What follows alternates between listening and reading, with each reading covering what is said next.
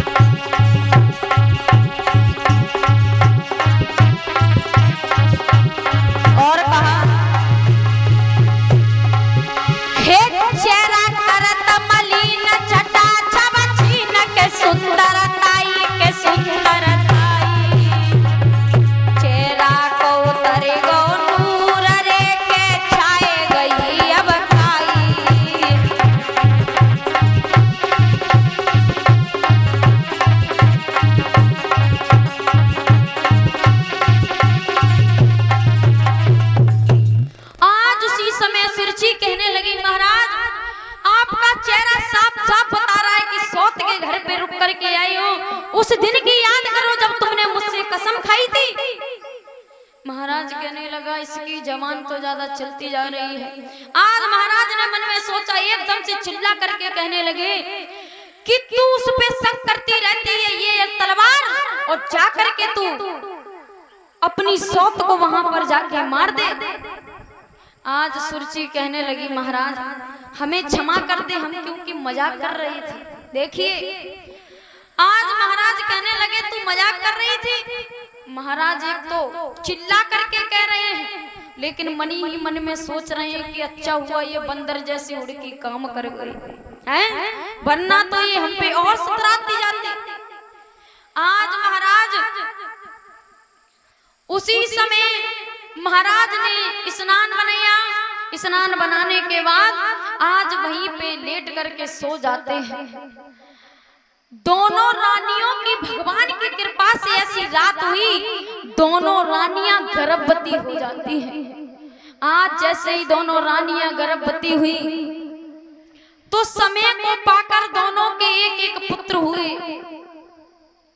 लेकिन जो बड़ी रानी के पुत्र जो खेतों पर हुआ था वो घास फूस के बिछोने पर लेटा है और जो छोटी रानी के हुआ जो महलों में बुप्पा अल्लाह में खेल रहा है। ये देखिए ये भी एक समय का संयोग है, क्योंकि बताया भी जाता है, किसी विद्वान ने लिखा और बताया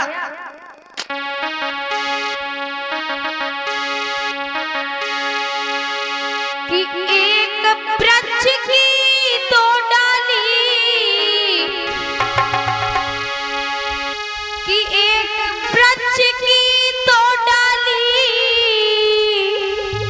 पर किस्मत जुदा जुदा है।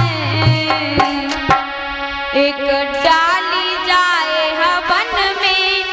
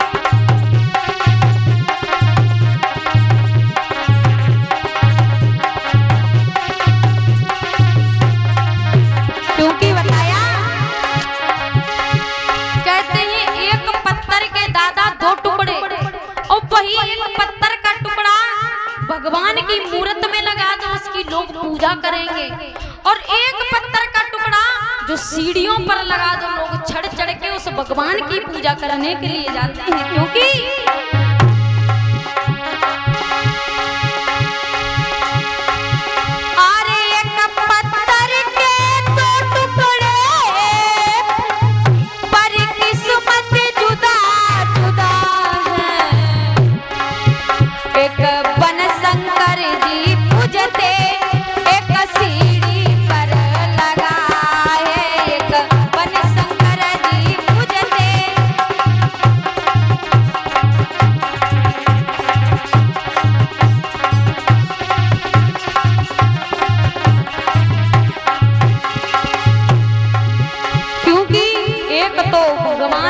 पूज रहे हैं और एक मैया सीढ़ियों पर लगे हुए हैं, क्योंकि